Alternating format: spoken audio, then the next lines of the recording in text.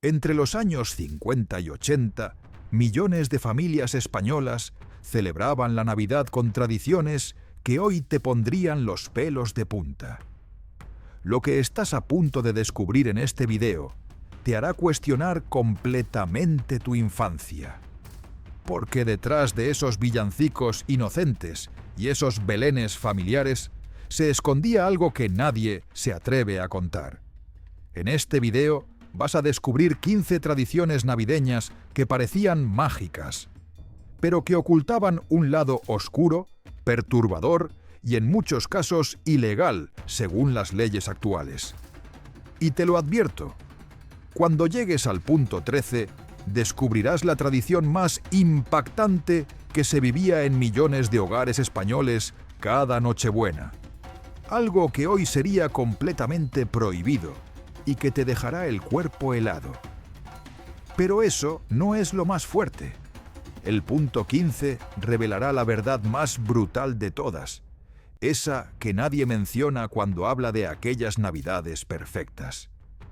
Quédate hasta el final, porque lo que vas a ver cambiará para siempre tu forma de recordar aquellas fiestas. Esto apenas está empezando. Número 1. Los belenes. Todos pensamos que era una tradición inocente, ¿verdad? Familias reunidas montando figuritas, un momento mágico de unión. Pero lo que nadie te ha contado es la realidad brutal que se escondía detrás de cada pastor de barro. Porque montar el Belén no era un juego, era trabajo duro que recaía principalmente en los niños.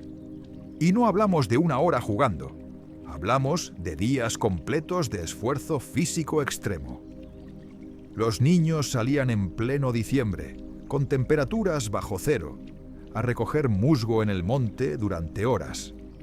Sin guantes adecuados, sin ropa térmica, muchas veces enfermándose de bronquitis o neumonía por la humedad y el frío penetrante. Pero no podían quejarse, porque era tradición familiar. Recogían piedras pesadas hasta que les sangraban las manos, cortaban ramas de pino que les arañaban los brazos, cargaban sacos de corcho que pesaban más que ellos mismos. Todo esto mientras los adultos esperaban calentitos en casa. ¿Te suena a tradición mágica o a explotación infantil normalizada? Pero espera, porque se pone peor. Una vez en casa, los niños pasaban tardes completas construyendo montañas de corcho, pegando musgo con cola tóxica que les quemaba los dedos, inhalando vapores químicos sin ningún tipo de protección. Las figuritas de barro pintadas a mano por la familia muchas veces significaban que los niños se quedaban hasta las 2 de la madrugada pintando con témperas baratas, mientras al día siguiente tenían que madrugar para el colegio. Y si el resultado no era perfecto, había castigos, broncas monumentales, culpabilización emocional. Después de todo lo que hemos hecho por ti, ¿así nos pagas? El Belén era hermoso, sí, pero costaba el bienestar físico y mental de los más pequeños. ¿Y esto que acabas de leer? Créeme, es solo el principio de lo que descubrirás en este video. Porque si esto te ha impactado, espera a ver lo que viene en el siguiente punto. Número 2. Villancicos y zambombas. Esas melodías angelicales que todos recordamos con nostalgia. Pero detrás de cada pandereta y cada zambomba se escondía una práctica que hoy sería denunciada inmediatamente: la mendicidad infantil organizada y normalizada.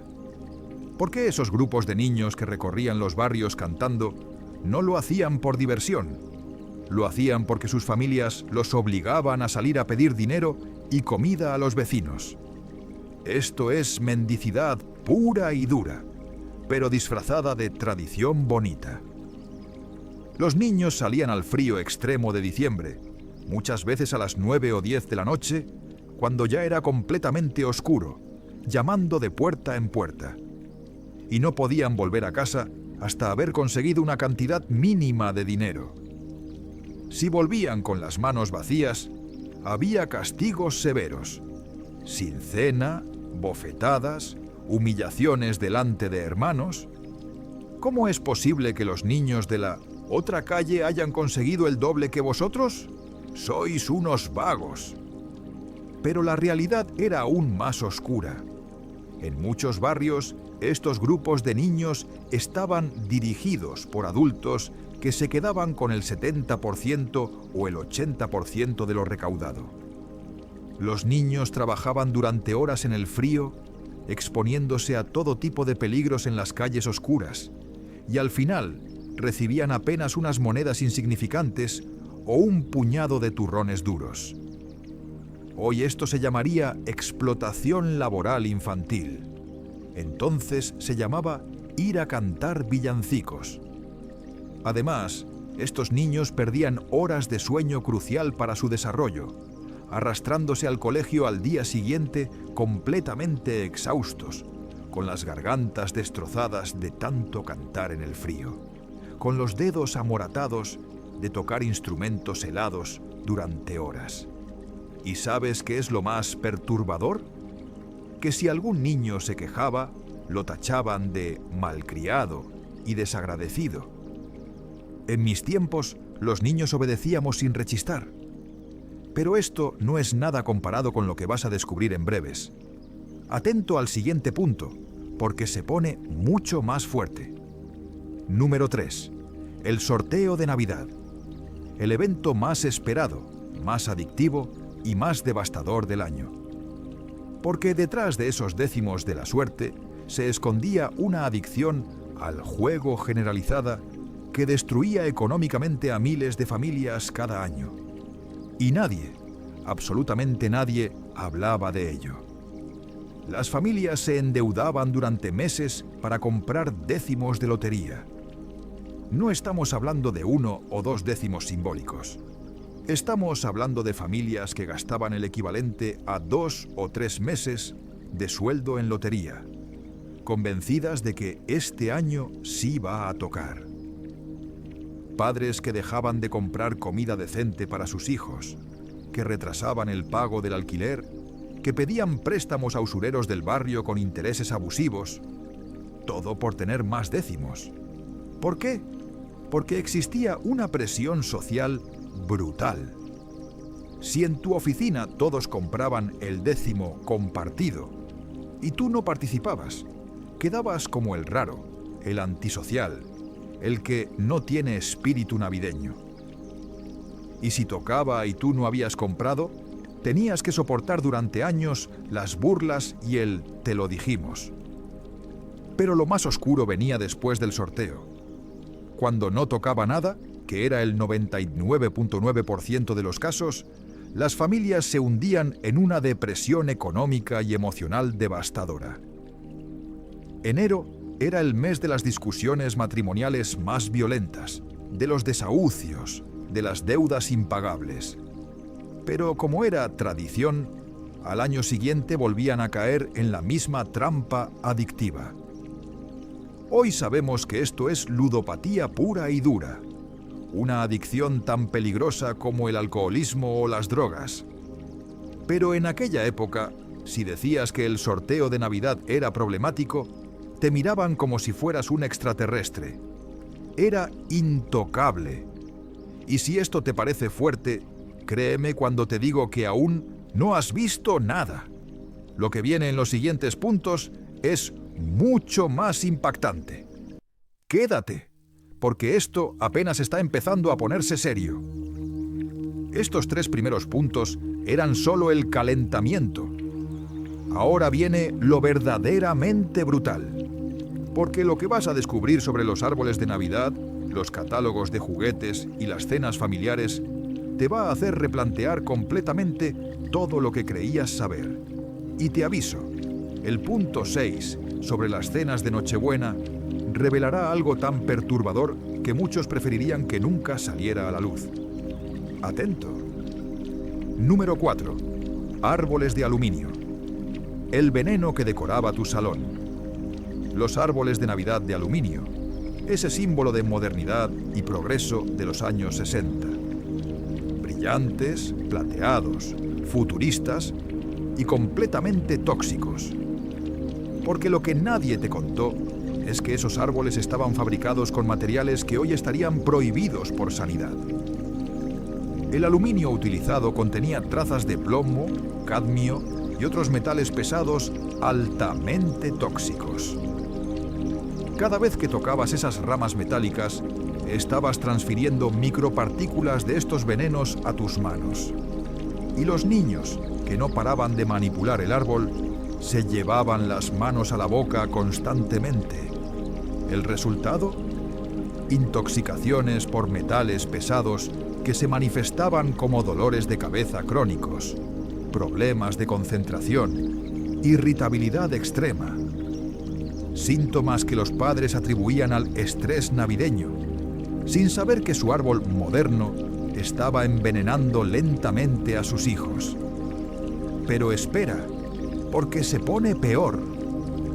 Ese foco giratorio con filtros de colores que proyectaba luces sobre el árbol, ¿sabes qué temperatura alcanzaba? Entre 150 y 200 grados centígrados. Era una bomba incendiaria, esperando a explotar. Y explotaba. Cada Navidad había decenas de incendios domésticos causados por estos focos. Familias enteras que perdían sus casas, niños con quemaduras de tercer grado, incluso muertes por inhalación de humo tóxico. Pero como era la moda, nadie cuestionaba si era seguro o no. Los pinos naturales tampoco se salvaban, cortados ilegalmente en muchos casos, arrancados de bosques protegidos por gente sin escrúpulos que luego los vendía en mercados negros. Familias que sin saberlo estaban financiando la destrucción de espacios naturales protegidos. Y cuando el pino se secaba dentro de casa, se convertía en yesca perfecta para incendios. Un villancico con una vela demasiado cerca, y toda la decoración ardía en segundos. Nada de lo que recuerdas era tan inocente como te lo pintaron. Y ahora viene algo aún más perturbador en el siguiente punto. Catálogos de juguetes, la manipulación psicológica, infantil perfecta, los catálogos de juguetes de galerías preciados y el Corte Inglés. Esos libros mágicos que los niños esperaban con ansiedad eran en realidad la herramienta de manipulación psicológica infantil más efectiva y cruel jamás creada. Porque esos catálogos estaban diseñados científicamente por psicólogos especializados en publicidad infantil para crear en los niños una necesidad artificial, una obsesión enfermiza que los torturaba durante semanas. Las fotografías estaban iluminadas de forma específica para hacer los juguetes más deseables de lo que eran en realidad. Los niños de las fotos mostraban expresiones de felicidad extrema, asociando subconscientemente la posesión del juguete con la felicidad absoluta. Era lavado de cerebro en toda regla. Pero lo más oscuro era el efecto psicológico en los niños de familias humildes. Esos niños pasaban horas marcando juguetes que sabían perfectamente que nunca iban a recibir, porque sus padres no tenían dinero. Pero seguían marcando, soñando, torturándose con imposibles. ¿Por qué? Porque todos sus compañeros de clase hablaban de los catálogos, y si tú no tenías catálogo, no tenías tema de conversación. Eras el raro, el pobre, el excluido. Imagina la crueldad psicológica. Un niño de 7 años sabiendo que su familia apenas tiene para comer, marcando con lápiz rojo un tren eléctrico que cuesta 3 meses de sueldo de su padre, fantaseando con algo inalcanzable. Y luego el 6 de enero, despertándose con un coche de madera barato o directamente nada. La decepción era devastadora. Muchos niños desarrollaban su primera experiencia con la depresión infantil por culpa de estos catálogos. Lloraban en silencio para no hacer sentir mal a sus padres. Interiorizaban que eran menos que sus compañeros. Desarrollaban complejos de inferioridad que los acompañarían toda la vida. Pero esto era normal. era la ilusión de la Navidad. Y si esto ya te parece brutal, espera a descubrir lo que realmente pasaba en las cenas de Nochebuena en el siguiente punto. Porque lo que voy a contarte te va a dejar helado.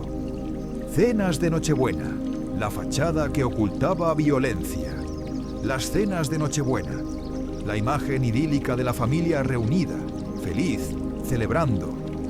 Era una mentira, una fachada perfecta que ocultaba la realidad más brutal de todas. La violencia doméstica y el alcoholismo alcanzaban sus picos más altos del año precisamente en Nochebuena. Las estadísticas que se ocultaban sistemáticamente mostraban que el 24 de diciembre era la noche con mayor número de llamadas a servicios de emergencia por violencia de género y maltrato infantil. ¿Por qué? Porque la presión de mantener la imagen de familia perfecta era insoportable. Las familias se endeudaban hasta niveles insostenibles para poner en la mesa comida que no podían permitirse. Besugo, cordero, marisco, alimentos caros que representaban 2 o 3 semanas del presupuesto familiar. Los padres llegaban a la cena estresados, agobiados por las deudas, sabiendo que enero iba a ser un infierno económico. Y el alcohol, que fluía sin control porque es Navidad, era la gasolina que prendía la mecha. Los hombres bebían anís, coñac, vino sin límite. Las discusiones comenzaban sutiles. Comentarios pasivo-agresivos sobre cuánto había costado la cena. Reproches sobre dinero mal gastado. Pero escalaban rápidamente. Gritos, insultos, platos rotos. Y los niños, aterrorizados, encerrados en sus habitaciones tapándose los oídos, rogando que terminara pronto. Pero eso no era lo peor. En muchos casos, cuando los gritos no eran suficientes, venían los golpes. Mujeres con moratones que tenían que esconder bajo maquillaje durante días. Niños con marcas de cinturonazos en la espalda. Todo silenciado, todo oculto. Porque era Navidad. Y en Navidad, las familias están unidas y felices. Denunciar era impensable. Las vecinas miraban para otro lado. Son cosas de matrimonio. En todas las casas hay discusiones. Normalización del maltrato. Además, las sobremesas interminables eran campos de batalla psicológicos. Familiares tóxicos que aprovechaban para soltar veneno. Criticar tu peso, tu trabajo, tus hijos, tu vida entera. Comparaciones crueles entre hermanos, entre primos. Mira a tu hermano, él sí que triunfó. Y los niños absorbiendo todo ese veneno emocional. Si esto te ha dejado sin palabras, prepárate, porque lo que viene después es aún más perturbador. La misa del gallo. El abuso infantil institucionalizado. Ese evento religioso y hermoso, que en realidad era una forma de abuso infantil institucionalizado que nadie cuestionaba. Porque obligar a niños pequeños a permanecer sentados en silencio absoluto durante 2 horas a medianoche, cuando deberían estar durmiendo, es maltrato infantil según todos los estándares modernos de pediatría. Los niños llegaban a la iglesia helada, tiritando de frío, porque la calefacción apenas funcionaba. Tenían que estar perfectamente quietos, sin hacer ruido, aguantando el sueño que los vencía. Si un niño se movía demasiado, si hacía el más mínimo ruido, venían los pellizcos brutales de las madres en los muslos, los jalones de orejas, los coscorrones en la nuca. Todo esto en plena misa, delante de todo el pueblo, y nadie decía nada. Era disciplina, era educación. Pero espera, porque había algo aún más oscuro. Muchos sacerdotes aprovechaban estas ceremonias para sus propios fines. Después de la misa, en la sacristía, bajo la excusa de ayudar a vestir a los niños que hacían de ángeles o pastores, ocurrían cosas que hoy llevarían a prisión inmediata. Tocamientos, abusos, chantaje emocional usando la culpa religiosa. Si dices algo, irás al infierno. Y los niños callaban, aterrorizados, cargando con traumas que los perseguirían toda la vida. Las familias confiaban ciegamente en los religiosos. Eran intocables. Si un niño intentaba insinuar algo, lo callaban inmediatamente. No digas mentiras del Padre, que es un santo. La estructura de poder de la Iglesia en aquella España franquista hacía imposible cualquier denuncia. Todo se silenciaba, todo se ocultaba, todo se perdonaba en nombre de Dios. Y aquí viene lo más brutal de todo. No estoy hablando de casos aislados. Estoy hablando de un patrón sistemático que afectó a miles de niños en toda España durante décadas. Pero como eran tradiciones religiosas, eran intocables. Nada te ha preparado para lo que viene en los siguientes puntos. El punto 13, especialmente, te va a dejar paralizado. Es la tradición que todos hacían, pero nadie menciona hoy. Y el punto 15. El punto 15 es la bomba final. La verdad más brutal que nadie se atreve a decir sobre aquellas navidades perfectas. Quédate hasta el final, porque esto lo cambia todo. Anuncios navideños, la manipulación infantil legalizada. Esas piezas entrañables que emocionaban eran en realidad las campañas de manipulación psicológica infantil más sofisticadas y crueles jamás diseñadas. Y lo más brutal es que eran completamente legales. Hoy, muchas de estas técnicas están prohibidas por leyes de protección al menor. Pero entonces no había ninguna regulación. Los psicólogos publicitarios usaban técnicas de neuromarketing para crear adicción en los cerebros infantiles en desarrollo. Colores hipersaturados que sobreestimulaban los centros de recompensa del cerebro. Música con frecuencias específicas que generaban estados de ansiedad que solo se calmaban comprando el producto. Asociaciones emocionales que vinculaban la felicidad exclusivamente con la posesión material. Era ingeniería psicológica, aplicada a cerebros vulnerables de niños. Los anuncios de juguetes mostraban siempre funcionalidades exageradas o directamente falsas. El juguete en el anuncio hacía cosas que el juguete real nunca haría. Esto era fraude comercial puro, pero dirigido a niños que no tenían capacidad crítica para detectarlo. El resultado, millones de niños devastados. El Día de Reyes al descubrir que su juguete no era como en el anuncio. Depresión infantil, rabietas, traumas. Pero nadie demandaba porque así son las cosas. Además, los anuncios de turrón y alimentos navideños promovían trastornos alimentarios. Mostraban mesas desbordantes de comida en un país donde millones pasaban hambre. Generaban en los niños pobres una sensación de exclusión y fracaso brutal. Si tu familia no puede tener una mesa así, es que sois inferiores. Clasismo puro, inculcado desde la infancia. Y aquí viene lo más oscuro. Algunos anuncios tenían contenido subtextual inapropiado. Insinuaciones sexuales camufladas, mensajes que cosificaban a las niñas, promoción de roles de género tóxicos. Todo esto avalado por los censores del régimen que veían normal este tipo de contenido. Hoy, estos anuncios serían retirados inmediatamente y sus creadores denunciados. Pero entonces eran familiares y entrañables. Si esto te ha impactado, el siguiente punto va a ser aún peor. Y llegamos al punto 13, la tradición más impactante y perturbadora de todas, los juegos familiares navideños.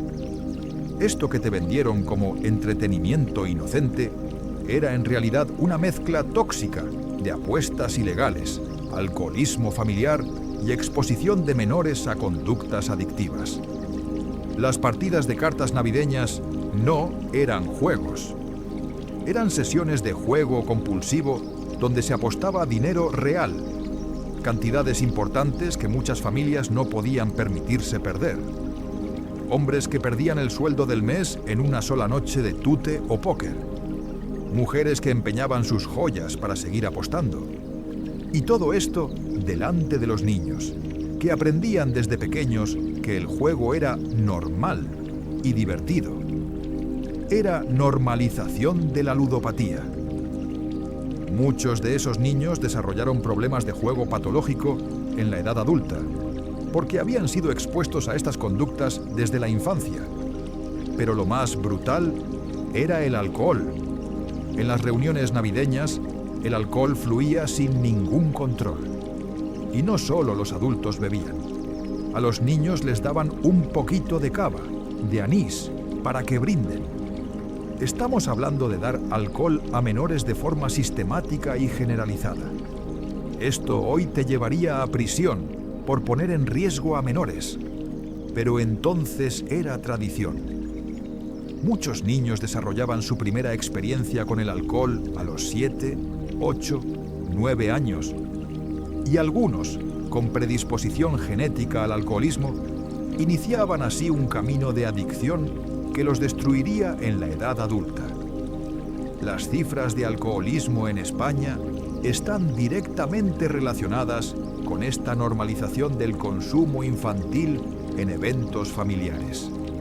Además, las reuniones navideñas eran escenarios perfectos para todo tipo de abusos que pasaban desapercibidos. Tíos borrachos que tocaban inapropiadamente a sus sobrinas de broma, abuelos que hacían comentarios sexuales a las adolescentes porque es Navidad y hay confianza, primos mayores que abusaban de primos pequeños en habitaciones vacías, mientras los adultos estaban borrachos en el salón. Todo esto pasaba en millones de hogares y nadie decía nada. El alcohol desinhibía a los depredadores y silenciaba a las víctimas. Si esto ya te ha dejado sin palabras, el punto 14 te va a destrozar. Las campanadas de Nochevieja y las 12 uvas. Ese ritual tan español y tan entrañable, que en realidad era una de las tradiciones más peligrosas del calendario. Porque cada 31 de diciembre había cientos de casos de atragantamientos graves, muchos mortales, que los hospitales ocultaban sistemáticamente para no arruinar la fiesta. Las uvas causaban asfixia en niños y ancianos cada año. Personas que morían literalmente por intentar cumplir esta tradición absurda de comer 12 uvas en 12 segundos. Pero nadie cuestionaba si tenía sentido seguir haciéndolo. Era tradición y punto. Los servicios de emergencia estaban colapsados cada Nochevieja. Intoxicaciones etílicas masivas, accidentes de tráfico mortales causados por conductores borrachos, peleas violentas, disparos de armas de fuego. Sí, había gente que disparaba al aire para celebrar, y las balas caían hiriendo o matando a inocentes. Era una noche de caos total, pero lo más oscuro era el índice de suicidios. La Nochevieja tenía el índice de suicidios más alto del año. Personas que no soportaban la presión de tener que ser feliz, de tener que celebrar, que se sentían más solas y desesperadas, rodeadas de gente feliz. Muchos aprovechaban la noche para quitarse la vida, sabiendo que sus cuerpos no serían encontrados hasta el día siguiente. Las autoridades ocultaban estas cifras sistemáticamente. Además, los fuegos artificiales eran una locura descontrolada. No había ninguna regulación. Cualquiera podía comprar petardos industriales extremadamente peligrosos. Cada año había mutilaciones, personas que perdían dedos, manos enteras, ojos, niños con quemaduras de tercer grado, incendios que destruían edificios enteros. Era una masacre anual. Y el tema del alcohol era aún peor que en Navidad. El consumo per cápita de alcohol en Nochevieja era el más alto del año. Personas que bebían hasta el coma etílico, que terminaban en urgencias con lavados de estómago, que tenían accidentes cerebrovasculares o infartos por la combinación de alcohol y estrés. Miles de hospitalizaciones que se normalizaban como parte de la fiesta. Pero nada, absolutamente nada, de lo que has visto hasta ahora te ha preparado para el punto 15. La verdad más brutal de todas que nadie, absolutamente nadie, se atreve a decir sobre aquellas navidades perfectas de los años 50 a los 80. Aquí va, todo era una mentira. La idea de que aquellas navidades eran mejores, más auténticas, más llenas de amor que las actuales es una falacia nostálgica que oculta una realidad devastadora. Porque la verdad incómoda es que aquellas navidades se construían sobre trabajo infantil, explotación laboral extrema, violencia doméstica normalizada, abuso sexual institucionalizado, alcoholismo familiar, ludopatía, pobreza extrema, hambre, enfermedad, muerte. No eran tiempos mejores, eran tiempos brutales, donde las familias sobrevivían como podían bajo un régimen dictatorial que las oprimía, en una sociedad que normalizaba el maltrato y la explotación, con una iglesia que perpetuaba el abuso y silenciaba a las víctimas. La magia de aquellas navidades era en realidad el resultado de la desesperación de familias que se mataban trabajando, que se endeudaban hasta niveles insostenibles, que sacrificaban su salud física y mental, que aguantaban violencia y abusos en silencio. Todo para mantener la fachada de familia feliz, porque el régimen así lo exigía. Y aquí está la verdad más dura de todas. Muchos de nosotros tenemos recuerdos bonitos de aquellas navidades porque éramos niños. No veíamos el sufrimiento de nuestros padres. No entendíamos la violencia que nos rodeaba. No procesábamos los abusos que sufríamos o presenciábamos. Nuestro cerebro infantil bloqueaba lo traumático y solo guardaba momentos aislados de felicidad. Pero si hoy pudiéramos volver a aquellas navidades con ojos de adulto, con conciencia crítica, con conocimiento de lo que es el abuso y la explotación, nos horrorizaríamos. Reconoceríamos que lo que vivimos no era normal, que no era sano, que muchas de esas tradiciones entrañables eran en realidad formas normalizadas de maltrato, explotación y abuso. Y esto no significa que debamos odiar aquellos tiempos ni juzgar a quienes los vivieron. Ellos hicieron lo que pudieron con los recursos que tenían. Pero sí significa que debemos dejar de romantizar una época que fue brutal para millones de personas. Debemos reconocer que las navidades actuales, con todos sus defectos, son infinitamente más seguras, más justas, más saludables que aquellas. Hoy tenemos leyes de protección al menor, regulaciones laborales, servicios de atención a víctimas de violencia doméstica, controles sanitarios en alimentos, prohibiciones de publicidad engañosa. Todo esto existe precisamente porque aquellas navidades perfectas eran en realidad un infierno para muchos.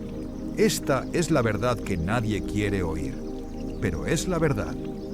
Y aquí está la conclusión más importante de todas. Si has llegado hasta aquí, si has soportado estas 15 verdades brutales, es porque necesitabas escuchar esto. Porque estamos en una época donde la nostalgia se ha convertido en una droga peligrosa que nos hace idealizar un pasado que nunca existió. Millones de personas creen que antes todo era mejor, que hemos perdido los valores, que aquellas navidades sí que eran auténticas. Pero como has visto en este video, eso es completamente falso. Aquellas navidades se sostenían sobre el sufrimiento, la explotación y el abuso de los más vulnerables: niños, mujeres, trabajadores. La magia que recordamos era el resultado del sacrificio extremo de personas que no tenían otra opción. Y lo más peligroso de esta nostalgia tóxica es que nos hace rechazar los avances sociales del presente. Hay personas que literalmente quieren volver a aquellos tiempos, sin darse cuenta de lo que eso significaría. Volver a la explotación infantil, volver a la violencia doméstica normalizada, volver a los abusos institucionales silenciados. ¿De verdad queremos eso? La respuesta debería ser un no rotundo. Pero para eso necesitamos enfrentar la verdad sobre nuestro pasado. No para odiarlo, no para juzgar a quienes lo vivieron, sino para aprender de él. Para reconocer que hemos avanzado, que las cosas hoy son mejores en muchos aspectos cruciales y que debemos seguir avanzando. Este video no pretende arruinar tus recuerdos de infancia. Pretende darte perspectiva. Pretende que veas más allá de la nostalgia romántica y reconozcas la realidad compleja de aquellos tiempos. Porque solo cuando comprendemos nuestro pasado con honestidad, podemos construir un futuro mejor. Si este video te ha dejado completamente en shock, espera a ver el siguiente que tienes en la pantalla ahora mismo. Los juguetes de los años 70 que hoy serían completamente ilegales. La verdad que nadie cuenta. Dale clic inmediatamente porque te va a destrozar. Nos vemos en el siguiente.